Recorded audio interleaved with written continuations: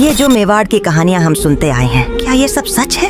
क्यों कहते हैं कि अंग्रेजों ने इतिहास में छेड़छाड़ करी थी और हमारे पुराने लोग भी नाटक और लोक कथा को और मजेदार बनाने के लिए राय का पहाड़ बना देते थे? तो सच्चाई आखिर है कहाँ? आपका सवाल सही है। सच यही है कि इतिहास और लोक कथा हमेशा अलग रहे हैं। इतिहास के लिए हमें पत्थरों की प्रशस्तियां, राजाओं के फरमान और विदेशियों के लेख मिलते हैं, लेकिन लोक कथाएं लोगों की आस्था और उनके दिल की आवाज होती है। राजकुमारी कृष्णा कुमारी का बलिदान इतिहास है।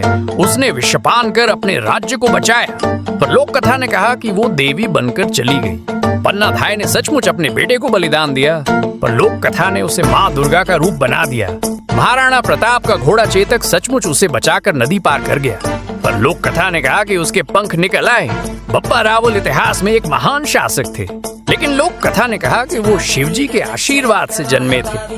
रानी पद्मावती का जिक्र इतिहास में सिर्फ कवि मलिक मोहम्मद जायसी की कविता में मिलता है, लेकिन लोक कथा ने उसे बलिदान और सतीत्व की देवी बना दिया।